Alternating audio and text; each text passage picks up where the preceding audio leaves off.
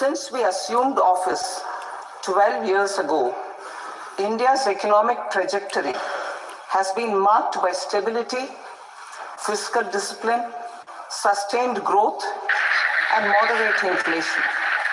This is the result of conscious choices we have made, even in times heightened uncertainty and disruption. Our government, led by Honorable Prime Minister Modi, has decisively and consistently chosen action over ambivalence, reform over rhetoric, and people over populism. We have pursued far-reaching structural reforms, fiscal prudence and monetary stability, whilst maintaining a strong thrust on public investment. Keeping Atmanirbharta as a lodestar, we have built domestic manufacturing capacity, energy security, and reduced critical import dependencies. Simultaneously, we have ensured that citizens benefit from every action of the government, undertaking reforms to support employment generation, agricultural productivity, household purchasing power, and universal services to people. These measures have delivered a high growth rate of around 7% and helped us make substantial strides in poverty reduction and improvement in the lives of our people. Today, we face an external environment in which trade and multilateralism are impaired and access to resources and supply chains are disrupted. New technologies are transforming production systems while sharply increasing demands on water, energy, and critical minerals. India will continue to take confident steps towards Vikasit Bharat, balancing ambition with inclusion. As a growing economy with expanding trade and capital needs, India must also remain deeply integrated with global markets, exporting more and attracting stable long-term investment. As I begin Part A, I want to express my gratitude to the people for standing firmly with us as we forge our way together towards becoming one of the largest economies of the world.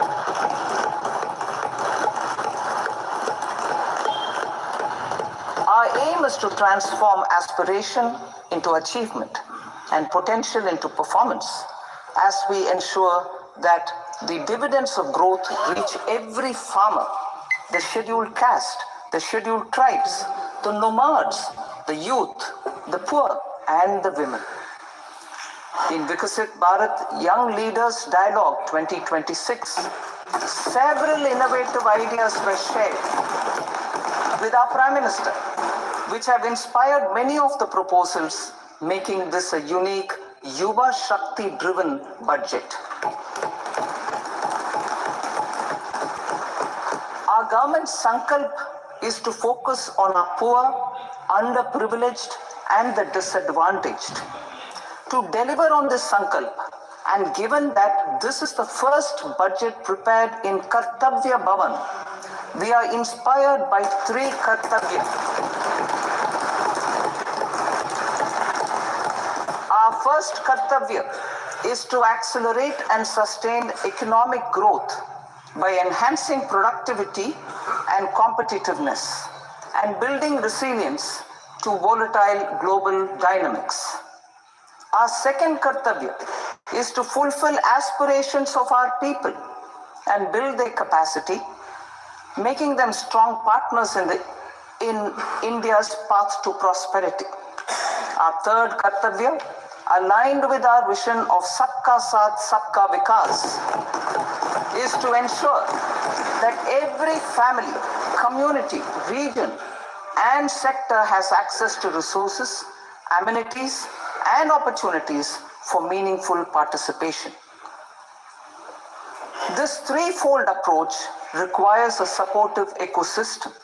The first requirement is to sustain the momentum of structural reforms, continuous, adaptive, and forward-looking. Second, a robust and resilient financial sector is central to mobilizing savings, allocating capital efficiently, and managing risks. Third, cutting-edge technologies, including AI applications, can serve us as force multipliers for better governance. Reform Express. Our government has undertaken comprehensive reforms towards creating employment, boosting productivity, and accelerating growth.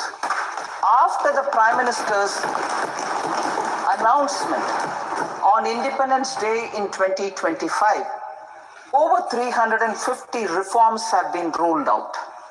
This includes GST simplification,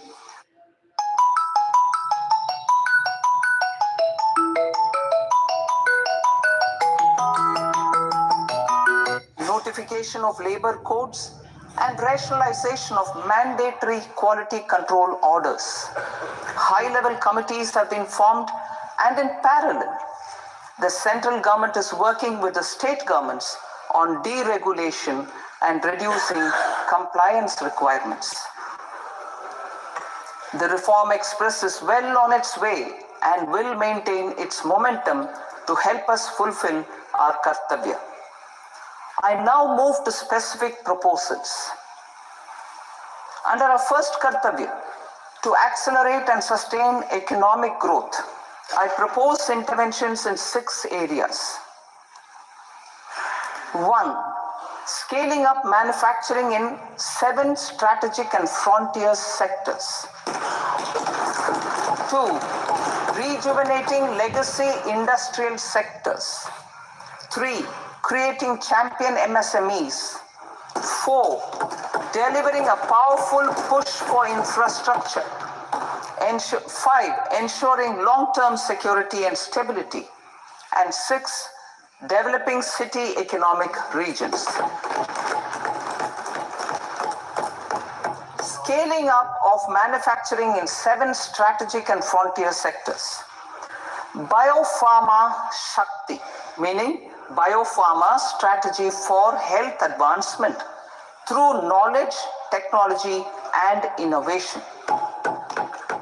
India's disease burden is observed to be shifting towards non-communicable diseases like diabetes, cancer, and autoimmune disorders. Biologic medicines are key to longevity and quality of life at affordable costs. To develop India as a global biopharma manufacturing hub,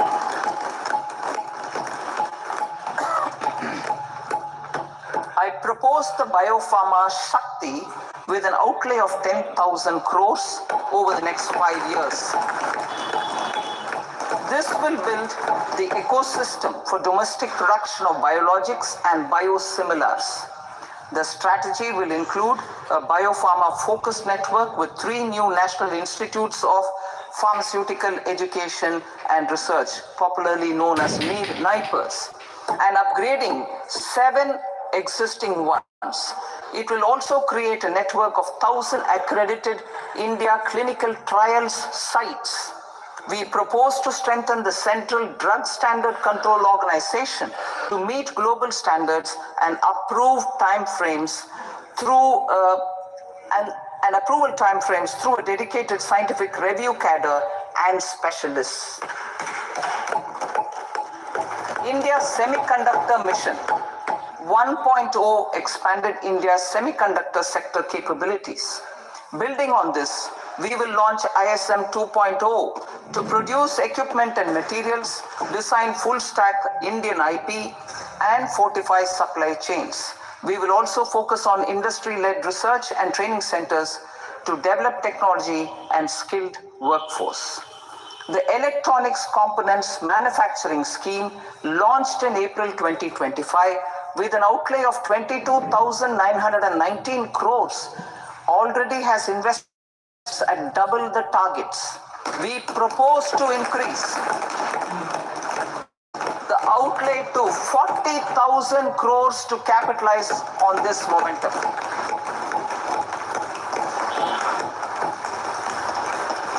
A scheme for rare earth permanent magnets was launched in 2025 November.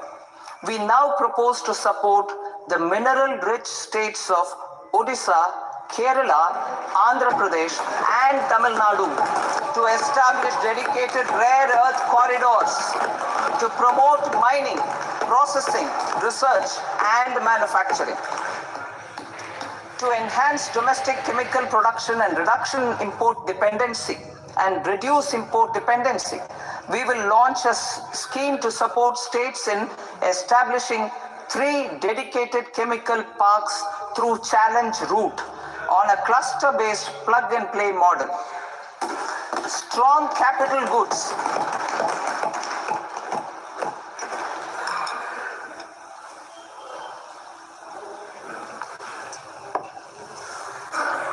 Strong capital goods capability is a determinant of productivity and quality across different sectors.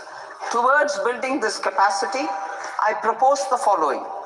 High-tech tool rooms will be established by central public sector enterprises at 2 locations as digitally enabled automated service bureaus that locally design, test and manufacture high-precision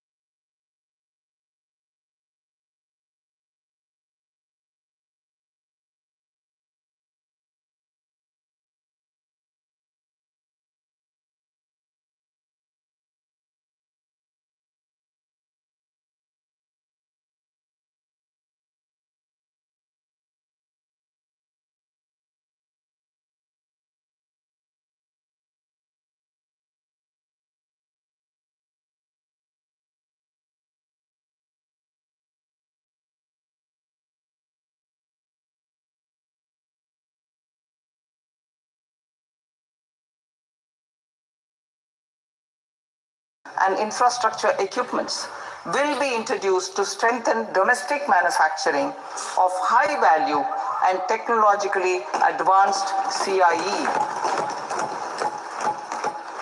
This can range from lifts in a multi-storied apartment or firefighting equipment in multiplexes, large or small, and to tunnel boring equipments for building metros and high-altitude roads.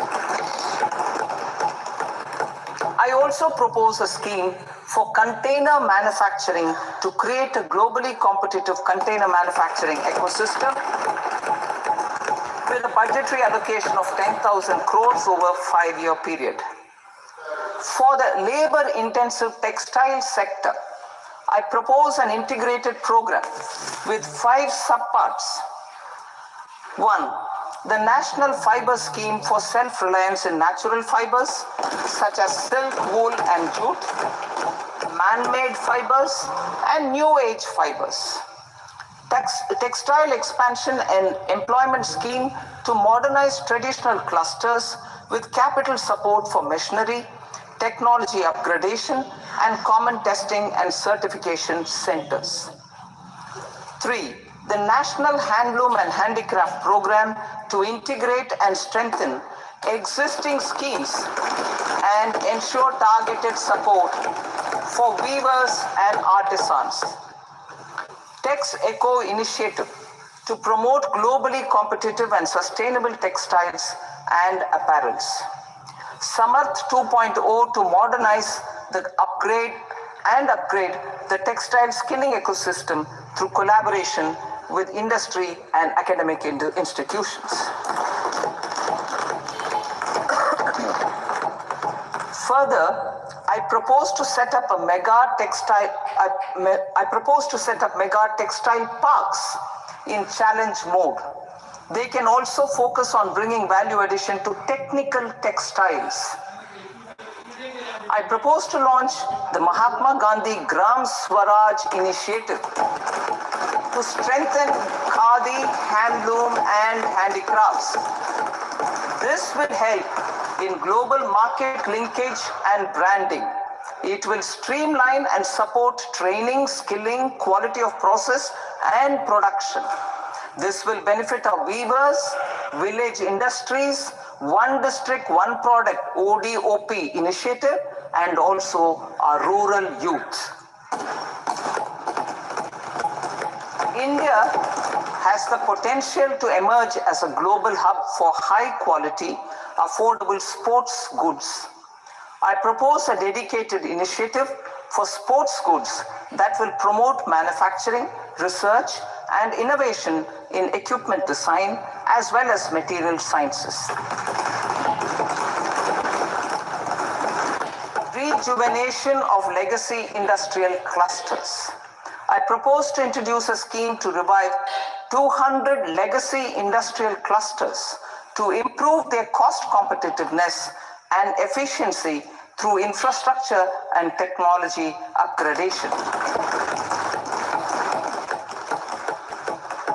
Creating champion SMEs and supporting micro enterprises.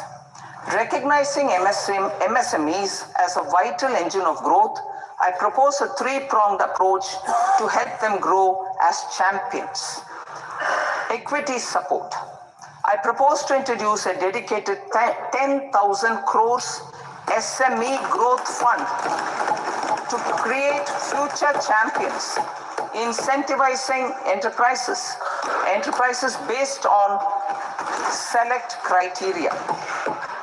I also propose to top up the Self-Reliant India Fund set up in 2021 with 2,000 crores to continue support to micro enterprises and maintain their access to risk capital. Liquidity support. With TREADS, more than 7 lakh crore has been made available to MSMEs. To leverage its full potential, I propose 4 measures. 1. Mandate TREADS as the transaction settlement platform for all purchases from MSMEs by CPSEs, serving as a benchmark for other corporates. 2. Introduce a credit guarantee support mechanism through CGTMSE for invoice discounting on TREADS platform. 3. Link GEM with TREADS for sharing information with financiers about government purchases from MSMEs, encouraging cheaper and quicker financing. 4. Introduce TREADS receivables as asset-backed securities, helping develop a secondary market, enhancing liquidity and settlement of transactions. Professional support. Government will facilitate professional institutions such as the ICAI, ICSI, ICMAI to design short-term modular courses and practical tools to develop a cadre of corporate mitras, especially in Tier 2 and Tier 3 towns. These accredited para-professionals will help MSMEs meet compliance requirements at affordable costs. Infrastructure. During this past decade, our government has undertaken several initiatives for large-scale enhancement of public infrastructure, including through new financing instruments such as Infrastructure Investment Trust (InvITs) and Real Estate Investment Trust (REITs), and institutions like NIIF and NABFID. We shall continue to focus on developing infrastructure in cities with over 5 lakh population, that is Tier 2, Tier 3 cities, which have expanded to become growth centers. Public capital expenditure has increased manifold from 2 lakh crore in 2014-15 to an allocation of 11.2 lakh crore in BE 25-26. In this coming year, that is financial year 2026-27, I propose to increase it to 12.2 lakh crores to continue the momentum. to strengthen the confidence of private developers regarding risks during infrastructure development and construction phase, I propose to set up an infrastructure risk guarantee fund to provide prudentially calibrated partial credit guarantee to lenders. Over the years, RITES have emerged as a successful instrument for asset monetization. I propose to accelerate recycling of significant CPSEs through the setting up of dedicated RITES. To promote environmentally sustainable movement of cargo, I propose to 1. Establish new dedicated freight corridors connecting Dankuni in the east to Surat in the west. Operationalize 20 new national waterways over the next 5 years. Starting with National Waterways 5 in Orissa to connect mineral-rich areas of Talcher and Angul and industrial centers like Kalinga Nagar to the ports of Paradip and Dhamra. Training institutes will be set up as regional centers of excellence for development of required manpower for these waterways. This will benefit youth in the entire stretch of the waterways to train and acquire skills. Further, a ship repair ecosystem catering to inland waterways will also be set up at Varanasi and Patna. And C. Launch a coastal cargo promotion scheme for incentivizing a modal shift from rail to road to increase the share of inland waterways and coastal shipping from 6% to 12% by 2047. To enhance last mile and remote connectivity and promote tourism, I propose to give incentives to indigenize manufacturing of seaplanes. A seaplane, VGF steam, will be also introduced to provide support for operations. Carbon capture, utilization and storage. Aligning with the roadmap launched in December 2025, the carbon capture, utilization and storage technologies at scale will achieve higher readiness and in end-use application across 5 industrial sectors, including power, steel, cement, refineries, and chemicals. An outlay of 20,000 crore is proposed over the next 5 years for this purpose. City economic regions. Cities are India's engines of growth, innovation, and opportunities. We shall now focus on Tier 2, Tier 3 cities, and even temple towns, which need modern infrastructure and basic amenities. This budget aims to further amplify the potential of cities to deliver the economic power of agglomerations by mapping city economic regions based on their specific growth drivers. An allocation of 5,000 crore per CER over 5 years is proposed for implementing their plans through a challenge mode with a reform-cum-result-based financing mechanism.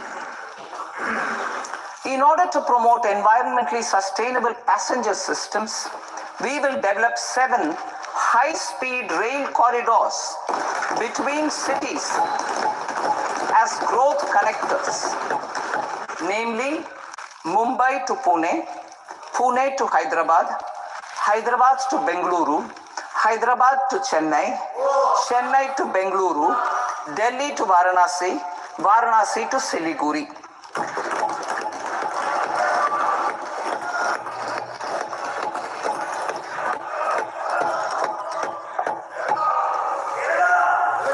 Financial sector.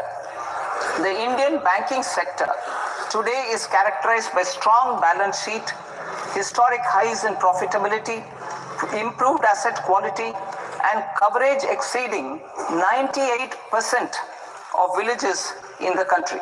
At this juncture, we are well placed to futuristically evaluate the measures needed to continue on the path of reform-led growth of this sector.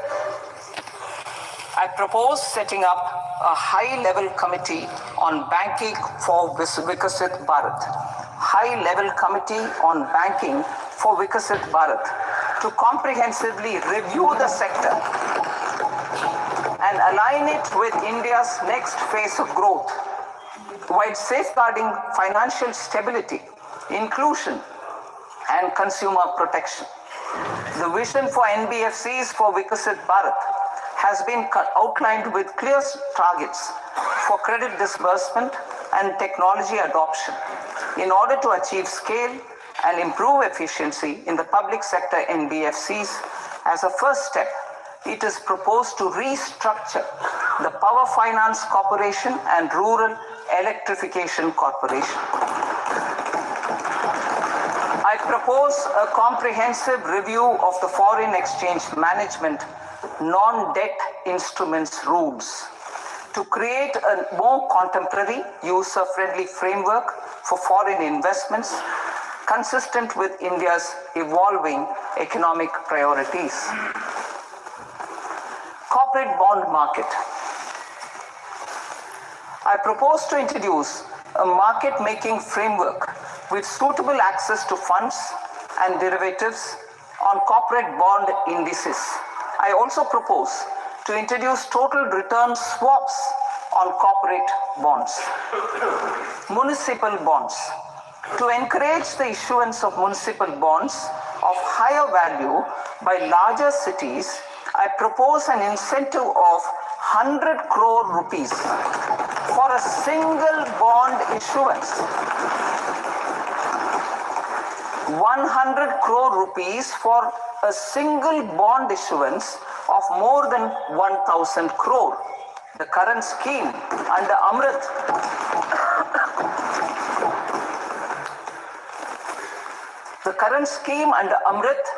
which incentivizes issuances up to 200 crores only, will also continue to support smaller and medium towns. That will also continue to support the smaller and medium towns. Ease of doing business.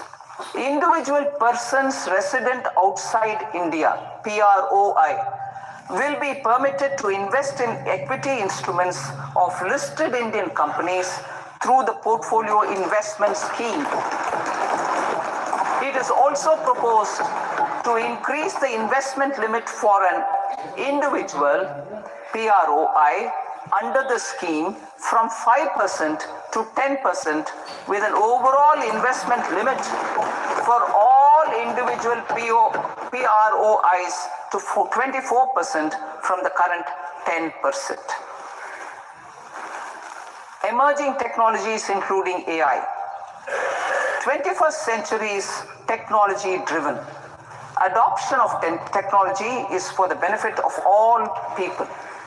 Farmers in the field, women in STEM, youth keen to upskill, and Divyangjan to access newer opportunities. The government has taken several steps to support new technologies through AI mission, National Quantum Mission, Anusandhan National Research Fund, and Research and Development and Innovation Fund. Our second kartavya is to fulfill aspirations and build capacities. Close to 25 crore individuals have come out of multi-dimensional poverty through a decade of our government's sustained and reform-oriented efforts.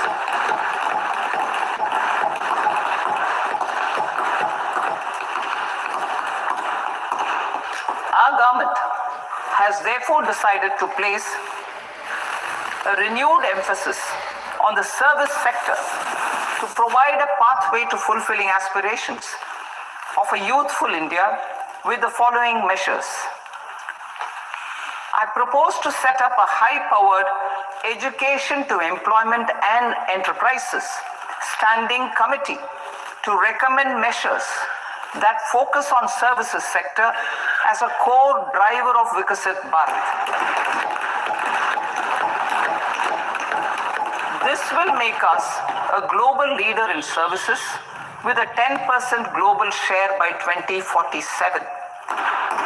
The committee will prioritize areas to optimize the potential for growth, employment, and exports. They will also assess the impact of emerging technologies, including AI, on jobs and skill requirements and propose measures thereof.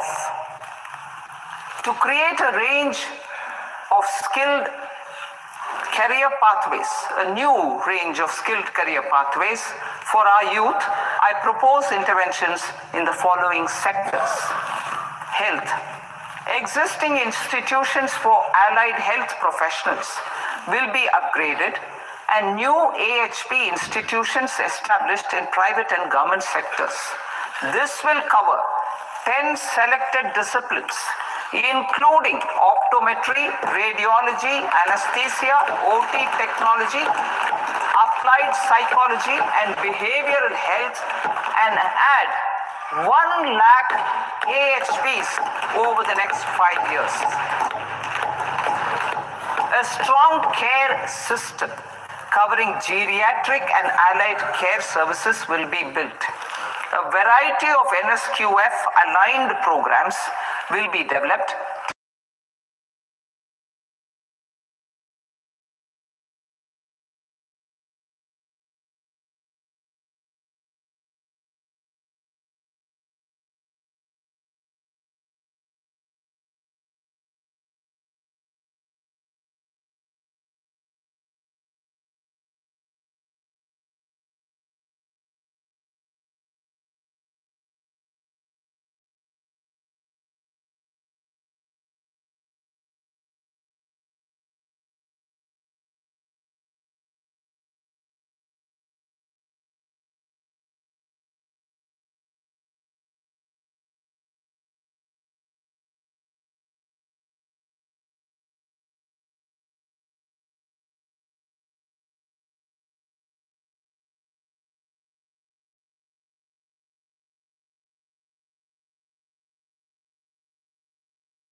that excessive speculation in the market that should be controlled.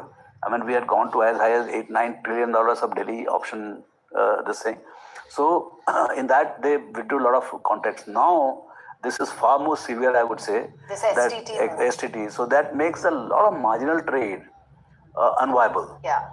So the markets will withdraw a lot of liquidity, which is deployed because of the arbitrage, I mean low cost arbitrage, that will be withdrawn. That's what we are getting the initial reaction. Okay. And that will have impact on the even valuations of the market. What happens is that when leverage money is into the market, the prices, say something is at 20p or the moment it is allowed in FNO, that 20p goes to 23, 24p. So the moment you remove the leverage or reduce the leverage, so the stocks which are lying at a marginal yield, that has to be surrendered in the market, and that will have a slightly negative impact for a day or two till market gets used to the new rate of STT. So I would say right now demand supply is in favor of there will be negative impact in the market because of this for some time, but once market gets used to it,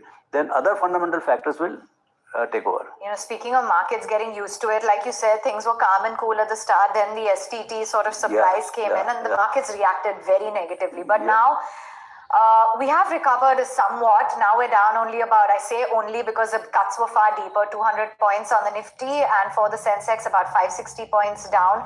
We still have those individual stocks that are feeling the heat, but they have recovered, albeit somewhat. But one point, today it is Sunday. So all and the we don't have institutions global markets also. Global markets are not there, and global investors are not operating. FIs. Yeah. They are the big guys in FNO. Yeah. So it's a light market. So we have to see tomorrow morning how they react to this. So the real action of budget will be visible tomorrow. Should we set up again tomorrow? Yes, we can. But more importantly, that's so we have to be very careful what happens tomorrow because once they decide what trade they want to do, and I think when it is applicable, that is also important. Yeah, you know? we'll have to read the fine print as Yeah. well. But there was so much talk, prior to the budget, that defense expenditure has to be boosted. This is a big area we're watching out for. 5.9 lakh crores versus 5.6 lakh crores. Is this enough? I mean, total capital expenditure itself is quite muted at 11.5, so I think 12.25 or something like that. Yes. So that barely takes care of the inflation. So basically, it's a static kind of a situation. But I think the real impact is not going to come from fiscal. Now, my sense is the real action is going to be in monetary. तो अगला project करने के लिए liquidity नहीं रहता आपके पास, तो आप क्या करोगे? एक ऑपरेटिंग एसेट को not under construction asset, operating asset को आईवॉफ करके रीट या इन्वेट के थ्रू आप उसको लिस्ट करा दोगे, वहां से आप पैसा रेज कर लोगे, तो आपका बैलेंस शीट लाइट हो जाएगा. You will get money to invest in next project. So basically REIT and InvIT मतलब वर्ल्ड ओवर तो बहुत ही पुराना कंसेप्ट है, इंडिया में रिसेंटली लॉन्च किया गया and it is still evolving. So it brings back liquidity to the infra player and hence he can build more infra. Right. एक theme है when it comes to the current central government, औरतों के ऊपर वो हमेशा focus रखते हैं, चाहे वो चुनाव हो या फिर बजट हो. तो इस बार भी बजट में विमेन स्पेसिफिक कुछ अनाउंसमेंट्स हैं, उसके बारे में बात कर लेते हैं. सो union finance minister Nirmala Sitharaman ने एक self help entrepreneur mart setup करने की बात कही है, जिसको कि बोला गया शी मार्ट. ये कम्युनिटी ओन रिटेल आउटलेट्स होंगे जो कि रूरल विमेन लेड एंटरप्राइजेस होंगे. तो एक उन्होंने ये भी ऐड किया था कि बिकॉज लखपति दीदी प्रोग्राम को इतना अच्छा रिस्पॉन्स मिला था, उसी को वो आगे बढ़ाते हुए एक बार फिर से जो देश की औरतें हैं उनको हेल्प करना चाहती हैं, उनको ज़्यादा आत्मनिर्भर बनाने के लिए पूरा सपोर्ट करना चाहती हैं. तो ये भी एक अच्छा मूव है when it comes to women of India. Actually, I would look at it at a different perspective. आप day one से देखिए, from day one, since the Modi government has come into power.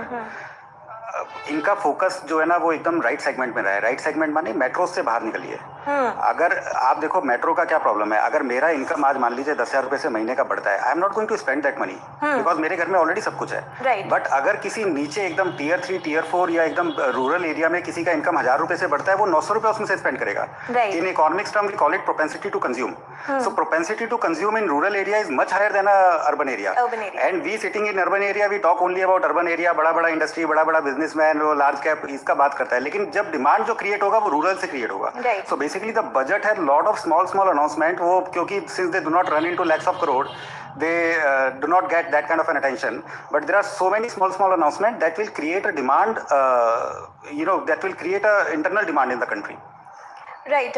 एक और सवाल आ रहा है minimum alternate tax यानी कि मैट के बारे में, जो कि रिड्यूस किया जाएगा from 15% to 14% and from 1 April MAT will be treated as the final tax. Any comments on this? Very complicated topic, समझ में नहीं आया मैम. अच्छा, ओके, ठीक है. Here I would just like to add in here in terms of prices. IT sector has certainly turned positive. It is one sector. So हम जो tax break की बात कर रहे थे, जो data centers में 21 year holiday. So IT and IT computing related stocks में यहाँ पे interest नजर आ रहा है. I would just like to add that. Right. एक व्यूअर का एक और सवाल है कि इस budget 2026 more focused on 2047 goals या लॉन्ग टर्म गोल्स या फिर शॉर्ट टर्म ग्रोथ? क्या कहना चाहेंगे अनुज? It sets the foundation for a long-term growth, and in the choppy geopolitical situation, it kind of protects the Indian business, and it try to give a message to the Indian industry and businessmen that government is with you and you play on a risky ground. आप risk low, we are with us. It gives this kind of a message to the Indian industry. Yeah, if you ask me, short term, very short term, it may look negative, but medium to long term, it is a step in the right direction. Right. एक सवाल जो लगातार बहुत सारे viewers पूछ रहे हैं और वो पूछना आप लोगों से जरूरी है कि which sector will show most growth after this budget, या कौन से ऐसे सेक्टर्स है जो सबसे ज्यादा पॉजिटिवली इम्पैक्ट होंगे आफ्टर दिस बजट? आंसर करेंगे आप? मैं करता हूँ. माइनिंग. आई थिंक ये क्वेश्चन जो है वो स्टॉक मार्केट के एंगल से होगा. तो जैसे सेमीकंडक्टर में भी there are listed players. Yes, semiconductor, EMS, mining, chemical, textile. Textile could see a revival of sentiment from here because after EU deal and announcement in the budget, and infra, yeah, I think these. Right. See, we are already seeing improvement in the IT prices of the IT stocks. Apart from that, chances are high that automobile, because of some relaxation, some ecosystem benefit will flow to EVs. So automobile sector may be positivity, and apart from that, definitely defense. Stage भी है मेरे हिसाब से आज जो 12 year future earnings पे अगर 20, 21, 22 का अपना है तो ये नहीं थोड़ा बहुत फ्लोट हमेशा मार्केट में 2-4% हो सकता है, परंतु look at the other positive side कि भाई अगर इन्फ्लेशन कम हुआ तो उसके कारण कॉर्पोरेट अर्निंग्स पे भी असर आया, जब वो बढ़ेगी तो कॉर्पोरेट अर्निंग्स इंप्रूव होगी। नॉर्मली मेरा मानना है corporate earnings will do better next year than this year, and therefore market will start recognizing that in due course of time. आशीष उधुमता भी हमारे साथ स्टूडियो में। आशीष, पूरा फोकस सिर्फ एसटीटी पे है समहाउ, कहीं ना कहीं एक्स ऑफ एसटीटी, तो खैर एसटीटी पे हम बहुत बात कर चुके हैं, लेकिन अगर आप भी एक व्यू देना चाहें, एक्स ऑफ एसटीटी ऐसी कुछ चीज है जो उस पर मार्केट लैच ऑन कर सकता है पॉजिटिव साइड पर? नहीं अनुज, देखिए तो मार्केट एक्चुअली बहुत सारी एक्सपेक्टेशन लेके बैठा था और वो एक्सपेक्टेशन फुलफिल नहीं हुए, तो उसको लेकर के शायद एक मार्केट में डिसअपॉइंटमेंट बना है। बट मैं ऐसा समझता हूँ कि अगर से आप देखें तो इनकम टैक्स या जीएसटी के जो रिलीफ है कंजम्पशन साइड पे वो पहले ही दिए जा चुके हैं, और इस बार फोकस थोड़ा सा केपेक्स साइड पे। आपने देखिए केपेक्स के नंबर्स में कोई चेंज नहीं हुआ है, नॉमिनल जीडीपी डबल डिजिट में आने की तैयारी कर रहा है। पीएलआई स्कीम्स में आप देखिए ईएमएस जो बहुत हाई ग्रोथ सेक्टर है उसके अंदर में मेंटेन रखा है, एआई डेटा सेंटर्स के ऊपर पे फोकस किया है, तो इसको मार्केट एब्जॉर्ब करेगा पॉजिटिव साइड पे, पर इट विल टेक टाइम, क्योंकि ये इमीडिएट इफेक्ट कोई आने वाला नहीं है। तो ये लॉन्ग टर्म में शायद आप देखेंगे केपेक्स साइड पे पॉजिटिव है, बट आज शॉर्ट टर्म को जो मार्केट को जो ट्रिगर चाहिए तो वो ट्रिगर पूरी तरह से मिसिंग है ना। हमने डिफेंस के अंदर में जो बात सोच रहे थे कि 15-20% के ऊपर की ग्रोथ आएगी, वो नंबर कहीं ना कहीं मिसिंग हो गया। आपने चले टेक्सास में तो सबकी होप ज्यादा रहती है, बट शायद वो नंबर नहीं है। But STT was a very big surprise on the negative side, तो शायद जो पॉजिटिव देखना चाहता था वो आया नहीं, और नेगेटिव में एक सरप्राइज आ गया, तो उसको मार्केट अभी फोकस कर रहा है। मेरे साथ से 2-3 दिन मार्केट रिएक्टिव मोड पे ही रहेगा, but at some point of time it will stabilise, पर अभी मुझे लगता है रिएक्टिव मोड पे ही रहना चाहिए मार्केट। राहुल, क्या डिफेंस में सब अपनी पोजीशन से बाहर निकले? नहीं अनुज, आई थिंक 20% का ग्रोथ एक्सपेक्टेशन था, 14% आया, तो रिलेटिव बेसिस पे चल चुके हैं स्टॉक सारे। हाँ जी, स्टॉक्स काफी चल चुके हैं, सिर्फ एक यही चल भी चुके हैं, लेकिन जिस तरह के ऑर्डर बुक्स और बैकलॉग्स हैं अनुज, जैसे मैंने कहा कि अगर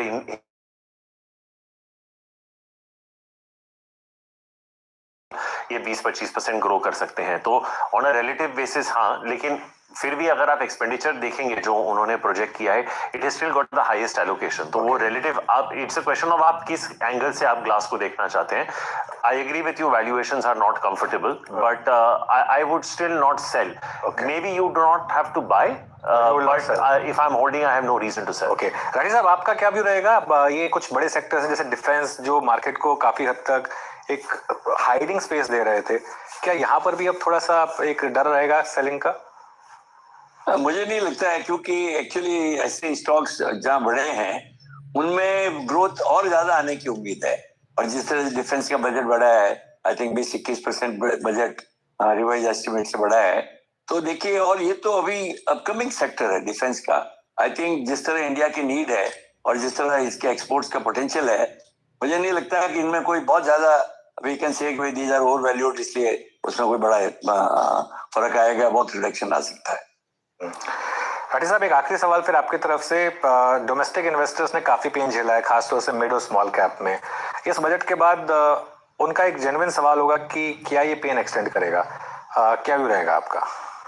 देखिए, एक डिफिकल्ट सवाल है कि भाई, पर मेरा को लगता है कि जैसे मैंने बताया कि अगले साल की अर्निंग्स मेरे ख्याल से इस साल की अर्निंग्स से बेटर रहेगी।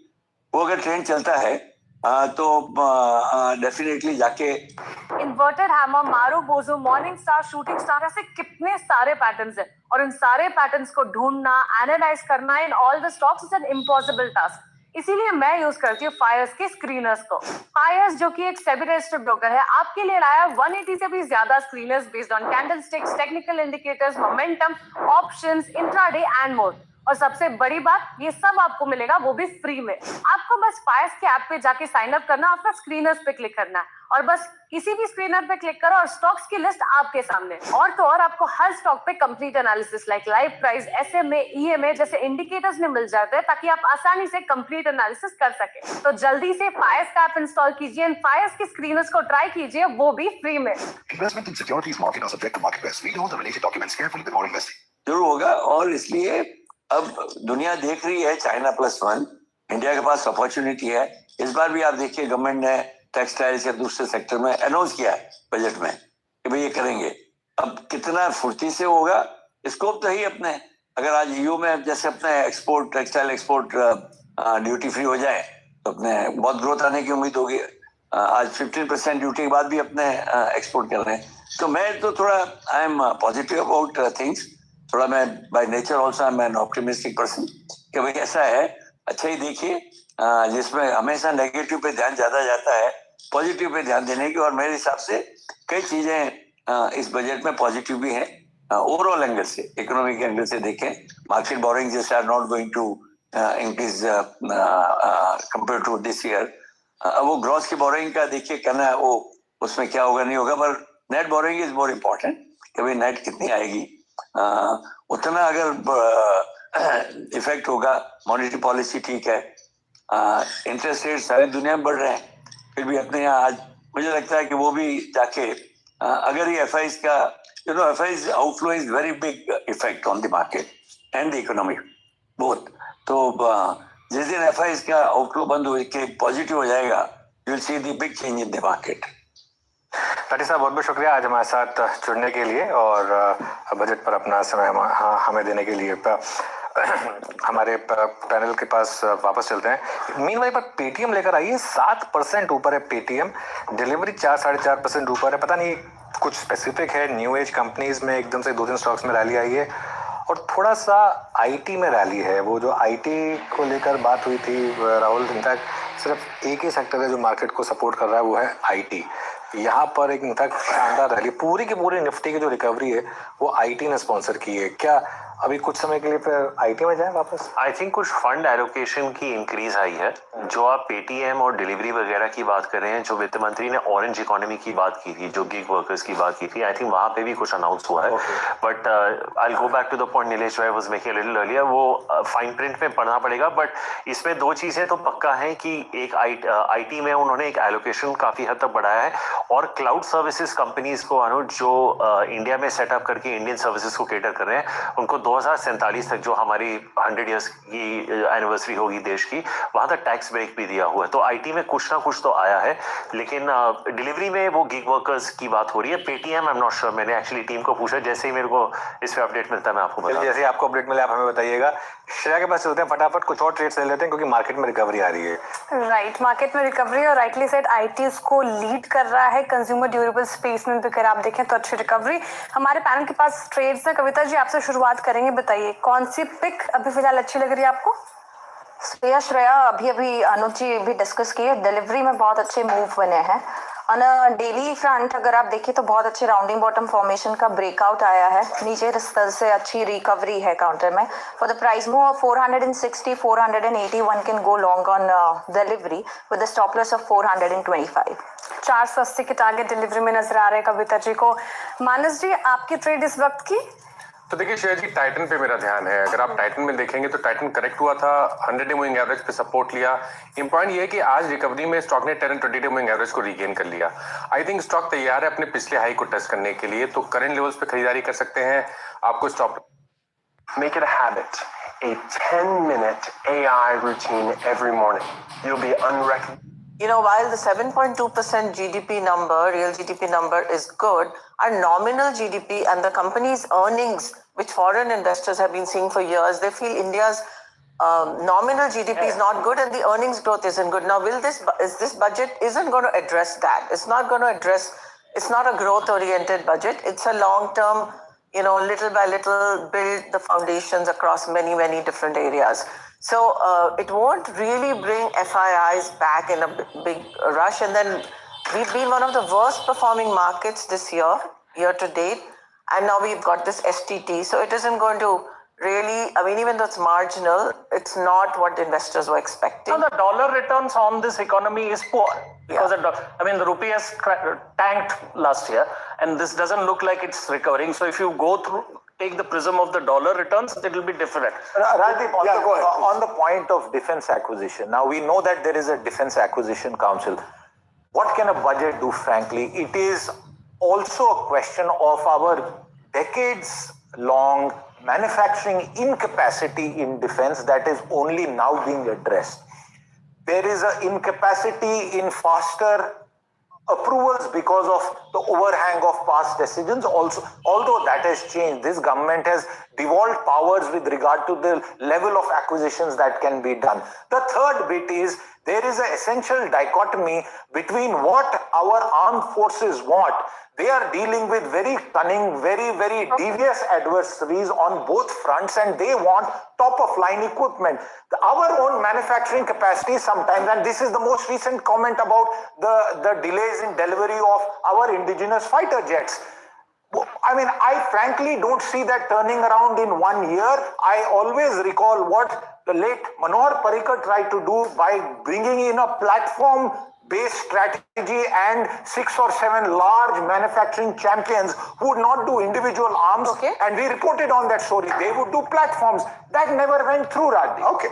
Okay, Chairman of the 15th Finance Commission, that is Dr. N.K. Singh, is joining us live. Mr. Singh, thank you for speaking to us. Your first big takeaway of this budget.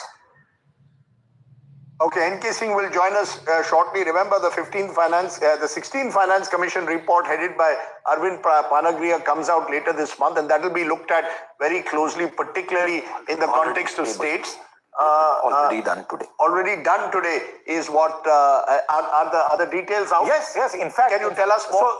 So see, the 16th Finance Commission report, Rajdeep, continues with 41% allocation, devolution rather, for states as the previous 5 years. So what does that broadly mean? Number one, it does not cut back any state at the gross level. Number two, if you look at the choice that is being made at 41%, the Finance Commission and the government saying that we have accepted it. In fact, that was the one-line item that the Finance Minister spoke about before she began her speech. It clearly means that as far as the resource availability to states is concerned, that continues down a path that has been followed for years. So, Rajdeep, very quickly, I think we should look at this budget as a defense at the ramparts. They are not going out to capture new territory, but they are making sure that whatever is existing, not even a square inch is ceded. Okay, N.K. Singh, as Maria just said, joins us.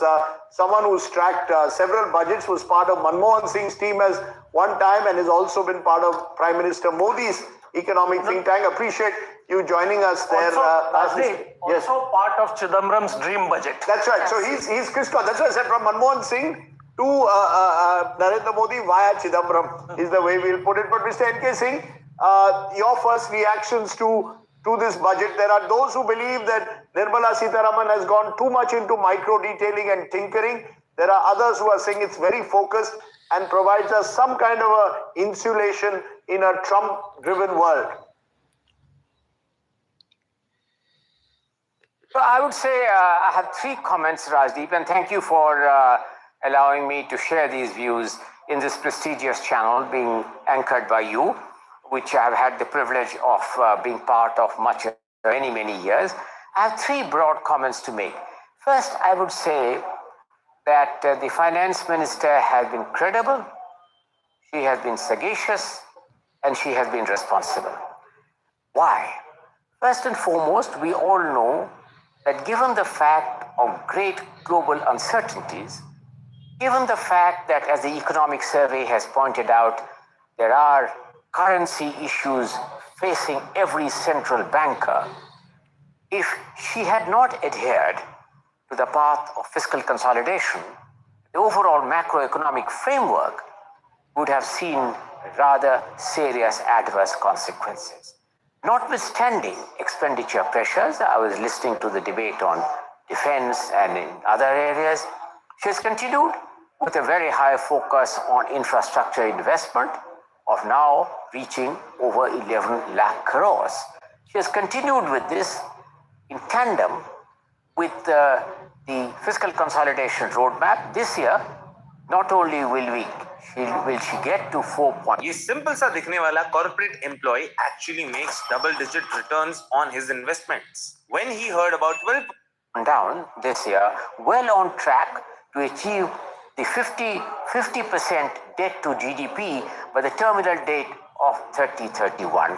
So, in that sense, the overall is very, very responsible and very credible. My third important point is that yes, there has been, and I would say very legitimately so, the sectoral kinds of issues which must occupy the center space, because she's riding on the back of what is being called the Reform Express, which India has seen in 2025.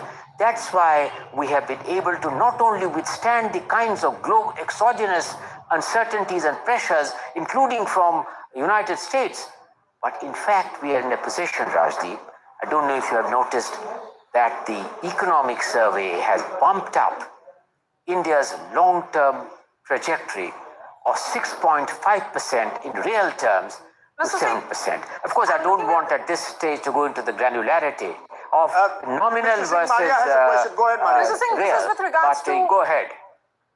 8,000 crore, which came in Times of India today, about 8,000 crore allocated for new urban cities, and that has not been utilized. So when we look at the budget allocation, that will also be the concern. So I think that, Maria, you have pointed out the fact that yes, as chairman of the 15th Finance Commission, we had given a recommendation which was accepted by government to allocate 8,000 crores for incubation of new cities, which has not been utilized with only 2 months remaining. But she has instead unveiled far deeper reforms on urban rejuvenation and really creating urban clusters which are very credible. And I think that whereas this could have been done in addition to that 8,000 crore, be that as it may, as we look forward, the renewed emphasis on rejuvenating and creating new urban clusters, not only urban clusters as a growth multiplier, but urban clusters in terms of its large contribution to GDP and dare say to employment. You know, the challenge with urban clusters, urban governance, and we mentioned that this was one of the major challenges India faces going ahead. The question is whether those smart city, we've seen the smart city project among those projects which has had mixed results. Smart city project was a smart idea and a dumb policy. For 10 years, they just did incremental stuff. Last year budget, they had 1 lakh crore for urban challenges. We don't know what's the fate of that idea because it's not been devolved. There is also a 1 lakh crore for research and development, which finally they are now got it into a portal and the disbursal might happen. The question about urban governance is that you can't do it top down. It has to be done from the state. There has to be devolution. The 74th Amendment has been buried deep into the ground. Federalism should not end in state capitals. Okay, let me bring in Himanshu Bhatt, co-chair FICCI Medical Services and Devices Committee, Managing Director Poly Medicure, because one of the areas this budget did focus is medical tourism, pharma. The fact is that there has been a genuine attempt, particularly with medical tourism, to give it boost with various benefits being provided. Your first reactions to that? Do you believe specific sectors will benefit more than necessarily the entire economy? These will be specific wagons that will move ahead. Thank you, Rajdeep. I think, first time we have seen some detailing on the healthcare sector, especially for future economic growth, and especially this Biopharma Shakti mission for 10,000 crore allocation, expansion of NIPERS, stronger CDSCO, especially to accelerate innovation, approvals, global competitiveness. I think all these were called out.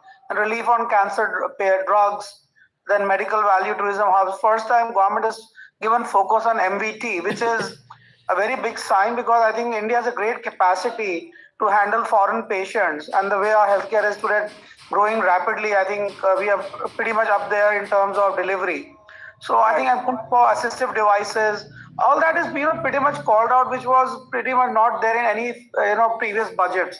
So I think very specifically called out, positioning healthcare as a social and economic multiplier. Okay. In terms of reform, since you're talking about that particular sector, why do you say that there has been no efforts in the past for this sector? I think it was, when we looked at CDSU, and I'll talk from medical devices perspective, pharma and medical devices were governed by just one single organization. I think a stronger CDSU means there's a deeper approach for approvals, innovation, global competitiveness, which was never there earlier. So I think there's a special focus on these areas. Himanshu, I'm looking at NIMHANS, setting up of a NIMHANS 2 and upgrading National Mental Health Institute, establishing emergency and trauma care centers in district hospitals. That's how it is looking like in terms of larger benefits for this, healthcare sector. That doesn't seem to be there in the pointers that I've just read.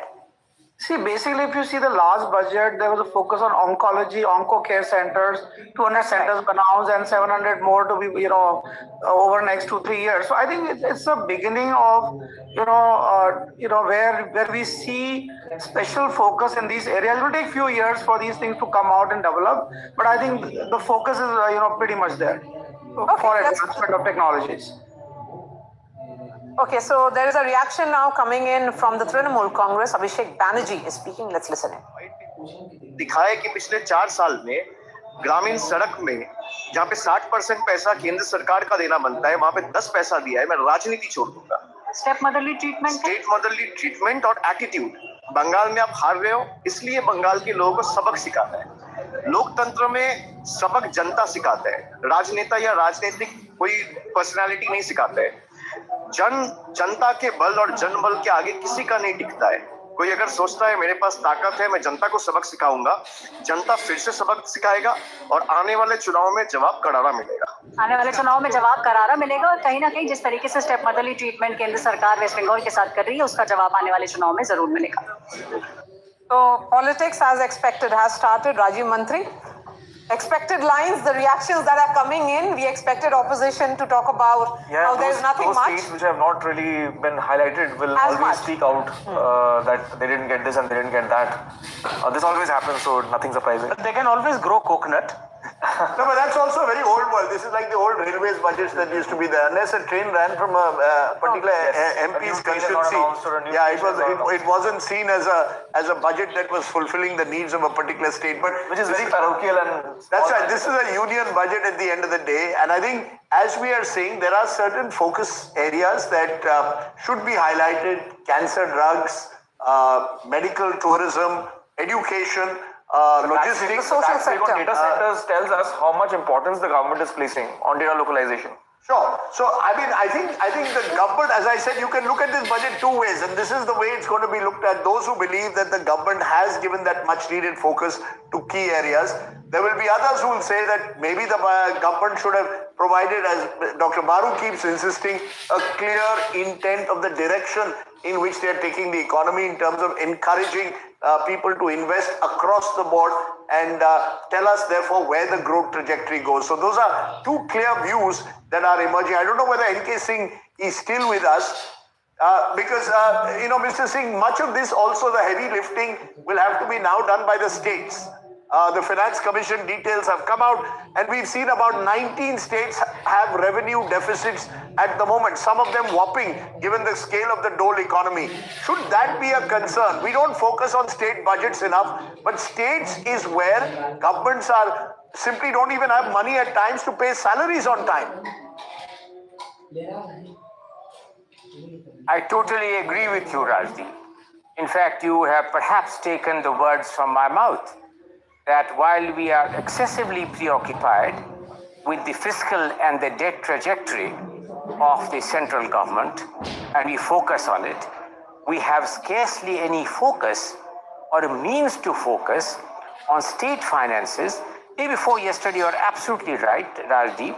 The report of the Reserve Bank on state finances came out, and that presents a grim picture where fiscal deficits have been slipped, raises broader issues in what kind of and so on the states can do, but what can the central government do?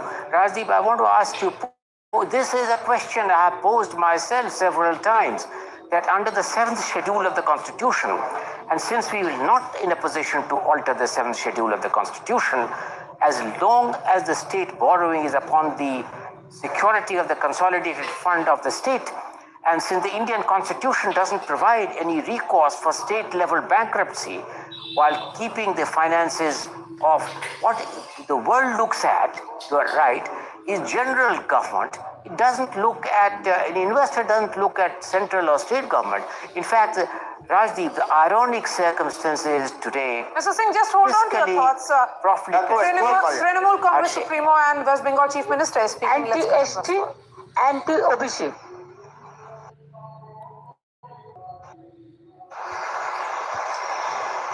Education funds, education subsidy declined, social security subsidy declined, fertilizer subsidy declines.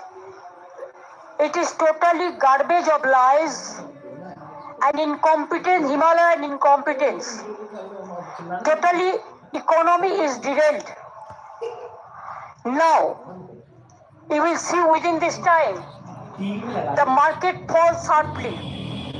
Sensex down above over 1,100 points. Nifty 50 has been below 25,000. So you can realize there is a proverb in Bengali, chorer maye boro gola, English bole chor ki mai jor se bole, mother of thieves are sounds less, sound, mother of thieves are sound less.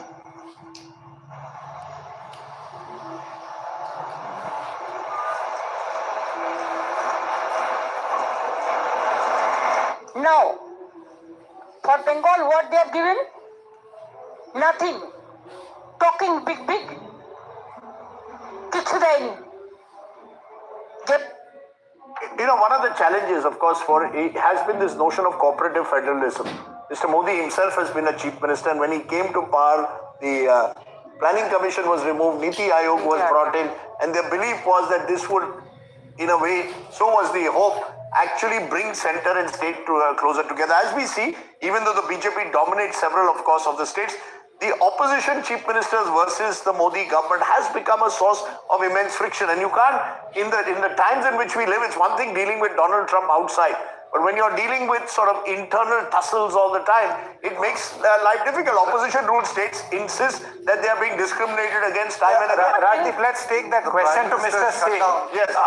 Mr. Singh, if you can hear us, sir, at 41%, which is the same as the share to the states, as you had recommended, are you okay with that? Was there scope to raise it further? Is this enough? Let me put it this way to you, Rajdeep. Please go back in time and see the trajectory of this devolution. During the time of up to the time of Dr. Vijay Lakshman Kelkar, who headed the 13th Finance Commission, the devolution to the states was in the region of about 31%. This was itself an incremental increase over what Chakravarti Rangarajan had given in the 13th Finance Commission. Kelkar kept it in the region of about 30-31. Then the 14th Finance Commission under Dr. Vedugopal Reddy for the first time gave 42%. It was a very, very sharp escalation of 42%. And the explanation given by Dr. Reddy at that time was he expected that all these centrally sponsored schemes and central sector schemes would be very, very greatly rationalized. When it came to my commission, I made 42 into 41 because by then the state of Jammu and Kashmir had really become a union territory, and therefore it was more sensible to increase the grant component of the Home Ministry from which the state of J&K would I'm going to have stop you again, sir. We just want to listen to the Minister Ashwini Vaishnav giving a government reaction. Sorry. Manufacturing पे बहुत बड़ा focus दिया गया है. Electronics manufacturing हो, semiconductor manufacturing हो और IT services के लिए बहुत एक सिग्निफिकेंट सिंप्लीफिकेशन किया गया है सेफ हार्बर और फास्ट ट्रैक एपीए के प्रोविजंस लाके। आने वाले समय में डेटा सेंटर्स बहुत बड़ी एक ताकत बनेंगे देश की, जिससे कि दुनिया भर को नई सर्विसेज और भारत के लिए नए एम्प्लॉयमेंट और एंटरप्रेन्योरशिप के नए रास्ते खुलेंगे। तो डेटा सेंटर्स पे जो टैक्स हॉलिडे दिया है, इसके लिए मैं माननीय प्रधानमंत्री जी को और माननीय वित्त मंत्री जी को धन्यवाद देना चाहूँगा। साथ ही साथ ऑरेंज इकोनॉमी जो हमारी क्रिएटर्स इकोनॉमी है, इसमें 20 लाख एम्प्लॉयमेंट नए बनाने के लिए क्रिएटर्स इकोनॉमी में आईआईसीटी मुंबई के साथ मिलकर 15,000 स्कूल और 500 कॉलेजेस में क्रिएटर्स लैब बनाने के लिए बजट में प्रोविजन किया गया है। और साथ ही साथ रेलवे के लिए 7 नए हाई स्पीड कॉरिडोर्स, चेन्नई से बेंगलुरु, चेन्नई से हैदराबाद, बेंगलुरु से हैदराबाद, मुंबई से पुणे, पुणे से हैदराबाद, दिल्ली से वाराणसी और वाराणसी से सिलीगुड़ी। एक तरीके से साउथ इंडिया में सदर्न ट्रायंगल बनेगा, चेन्नई, बेंगलुरु, हैदराबाद का हाई स्पीड रेलवे का, बुलेट ट्रेन का। वैसे ही दिल्ली, वाराणसी, सिलीगुड़ी का एक नया हाई स्पीड कॉरिडोर बनेगा और साउथ वेस्ट को साउथ से जोड़ने वाला मुंबई से पुणे, पुणे से हैदराबाद का एक बहुत बड़ा मेजर कॉरिडोर बनेगा। साथ ही साथ आज बजट में एक नए डेडिकेटेड फ्रेट कॉरिडोर जो कि बंगाल में दांकुनी, वहां से गुजरात में सूरत, इसको जोड़ने वाला, ईस्ट को वेस्ट के साथ जोड़ने वाला नया डीएफसी भी सैंक्शन हुआ है। मैं इस बजट के लिए जो कि युवा शक्ति से प्रेरित है, जो कि विकसित भारत की एक मजबूत नींव बनाता है, जो कि समाज के हर वर्ग के लिए और देश के हर क्षेत्र के लिए विकास का एक नया माध्यम बना है, इसके लिए मैं माननीय प्रधानमंत्री जी, माननीय वित्त मंत्री जी का अभिनंदन करता हूँ। बजट में कितना लोग किया गया? Statement from Ashwini Vaishnav there, the Information and Broadcasting and IT and Railways Minister of the country. Just to take that point forward that we were discussing about state finances, about the need for states also to pull their weight. One of the concerns has been this huge South-North divide, or the South-North, South-West versus the North and East divide. And that is something that perhaps every government should be conscious of, because it can become a potential friction point in the future. There's not much that you can do in a budget beyond the point. But is there a need, therefore, perhaps for the Prime Minister to take the lead, get all these chief ministers together and find a way forward? Rather than you said a top-down approach doesn't work, for example, for urban governance. No, but chief ministers who complain about these kind of inequalities or the problem with the distribution should also look at their own states. In Bihar, no, that's fair enough. Shevhar has a per capita income of 19,000, Patna has 1 lakh, and then national, and both of them are below the national average. The question really is about all these states. What have they done to promote their investment? It's not enough to have these summits and all. Why not? Can I give you numbers? West Bengal only spent 24.4% of its budget, its own state budget. Design the perfect voice for your brand with 11 Labs. Change the way you record podcasts, voiceovers, and branded content with the #1 AI-powered voice-generating technology. Stop searching for the perfect voice and stop wasting time re-recording take after take. Try 11 Labs for free and start elevating your content today. Work today for the center and the states to work together. This nobody writes about it, nobody comments about it. But the fact is that this federal structure which was created has been weakened. But secondly, and the more important thing, I think chapter 16 of the economic survey, which is a terrific chapter, all compliments to Anant Nageshwaran. The second part of chapter 16 is all about state capacity. By state, it's not state governments, but the center and the state. Today in India, the ability of governments to spend has gone down. You mentioned unspent budget just now. 8,000 crores. He's talking about some states not spending. State capacity to spend has gone down. Yes. And this is a serious challenge which the government itself is recognizing. In fact, the economic survey talks about a major reform of government as the real challenge facing the country. It's not just, getting government out of business, but getting the government to function. Why do you think it's not happening, Dr. Bhatt? I think there's a weakening of the talent pool within government. the weakening of political leadership within governments, and short-termism has taken over. Short-termism also, that what they announced. For instance, Jaitley's 2017 budget spoke about creation of a cadre for panchayats and for municipalities. That's right. They never did anything about it. Okay, let's go to Deepak Shetty, Chairman, CII Council on Manufacturing Excellence, CEO and Managing Director, JCB India Limited.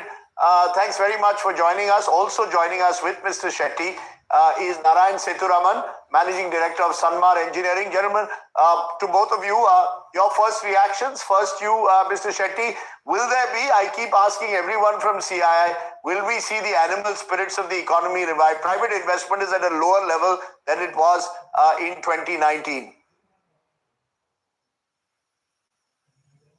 Yeah, absolutely. And I just want to give you two reasons why. First of all, last few years we have seen the continuous focus on infrastructure development and the growth which has taken place thanks to it in the industry. I represent the construction equipment industry, which has improved by around 20% year on year last few years.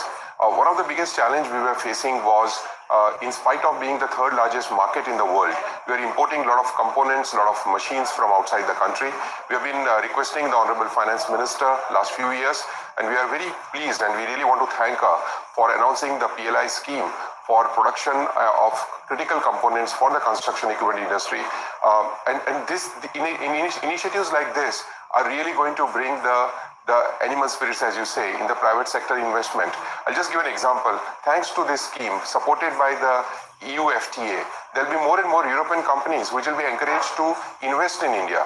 And this will not only help in increasing the exports from India, but also bring down the cost of construction equipment. I also want to mention that the whole emphasis which has been given on the MSME sector, particularly from the manufacturing side, we have seen globally the whole development in the manufacturing sector has taken place not only by the investment by the big companies, but also by the smaller companies. Case in point is the whole Mittelstand that we have seen in Germany. I feel that with the recent announcements or the announcements which have been made and across the sector is going to help create a huge ecosystem from the MSME side, from the sustainable manufacturing side, and India now can really be the X country plus one option to the global industry. So very, very heartening from that particular point of view. Yes, Mr. Shetty, but manufacturing sector has been a matter of concern for years now. Do you think the series of announcements which have come in, including deferred duty payment window to trusted manufacturers and also the customs, duty, exemption from basic custom duty on specified parts of certain, aircraft manufacturing, will this actually ensure investment in that sector and boost manufacturing overall? No, I'm absolutely confident this will. And as somebody, we JCB exports from India to almost 135 countries around the world. The challenges we were facing, even in a small case, like for example, availability of containers, something very basic, we have been seeing challenge. We have been seeing challenge how whenever we move a container, say from Faridabad or from our Jaipur facility to the JNPT port in Mumbai and the dedicated freight corridors, all of them are going to support this focus on easy to do business with from the export point of view, from the manufacturing point of view. There are a lot of just want to get in, Narayan. Sorry to interrupt, sir. Across the country. I'm just getting in, Narayan Sethuraman. I want quick comments, sir. Your reactions to the budget. You're from Sanmar Engineering. Do you see that at least the budget has laid a vision for the future? It may not be a budget of today, but it's looking at a 10, 20-year horizon. That's its strength. Some would say that's its weakness as well. Absolutely right. The budget is focused on the medium and long term. It's very pragmatic, growth-oriented and reform-oriented. From a Sanmar perspective, where in chemicals and general engineering, chemicals has been announced as one of the strategic sectors. What is the reform, sir? Sorry to interrupt. When you say it's reform-oriented, let's be specific. What's that specific reform you've seen in this budget that encourages you? a lot of the process oriented reforms. We were really not looking for big ticket reforms, but reforms towards ease of doing business, whether it's, for example, electronic sealing, like Mr. Shetty mentioned, focus on advanced rulings to be binding on customs in 3 to 5 years. The focus, there's an emphasis on predictability for doing business and certainty. So a lot of these initiatives are there, it's interspersed in various announcements through the course of the budget speech, but it's all there. Okay, so go ahead, Maria. Much of the process reforms that is being spoken about is probably part of the GABA report, the GABA committee report. What actually we are looking forward to is details from the Somnathan-led Center State Committee report on what can be done. So we constantly come to this at any discussion ends at what are the states doing. And there is a political aspect to this that BJP rules in 15 of those states, and even there things are not the best in terms of like just now Siddharth read out who's using money better. I mean, turns out Telangana, which is Congress ruled state. So there is this aspect that has to be brought in. And say if the central government has an urbanization grand challenge fund of 1 lakh crore, there seems to be no impulse in any of the states to say where is the money, how can we do it, whatever is doing. None of the cities, I haven't heard any city, and so there is like a distance between, and we spoke about the end of the National Development Council.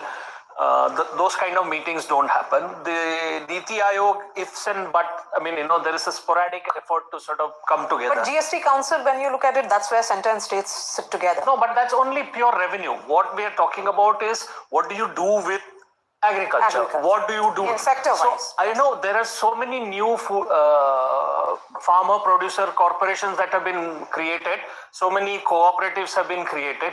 What is the correlation between the policy and the infra that is the economic infra that is being created? But in this budget, she's announced a lot of measures to do development in the states, in the tier 2 and tier 3 cities. Are you saying that those also won't happen because the government structure isn't there? My worry is that the capacity of the states to execute a grand idea from the center is very limited.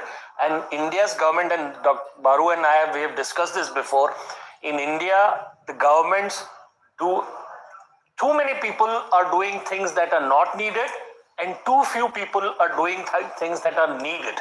This is the general... but if all these measures that she's announced for tier 2 and 3 in fact, cities, Prime Minister Modi will be giving his remarks on the budget in some time. So that soundbite will be coming in as well, because thereafter he heads for Ravidas Jayanti. Okay, I just we have some breaking news from Siddharth. I just want to quickly point out, and maybe Dr. Baru and Shankar both will come in. The 15th Finance Commission, in contrast to the previous one, the 16th one, has increased the weight for population from 15% to 17.5%. It has also parallelly reduced the demographic performance aspect from 12.5 to 10%. So Rajdeep, there is more minutiae, but this is going to in some ways lead to a debate, because the more people you have, the higher the devolution percentage will be. Shankar, you want so this is the heart of the north-south divide. This is the heart of what Sitharaman and others have been saying. Reactions as the fine print sinks in. Siddharth, you use the wrong word. Not debate. This will lead to adjournments. Okay. You said, repeat that on demography, 12.5. So in terms of the key criteria, population criteria has gone up to 17.5% versus 15. Demographics has gone down from 12.5 to 10. Area has gone down from 15 to 10%. So that is the adjustment. Forest ecology stays at 10%. Per capita income, distance and GSDP distance, technical attribute 45 down to 42.5. GDP contribution has been added as a new one at 10%. So effectively what this means is balance out. balance. They're trying to balance it out. We wait and see to get reactions from chief ministers, but we need to take a break. No, the last one actually is being created to help the southern states. That's right. Yes. That's because they are bigger. whether that will be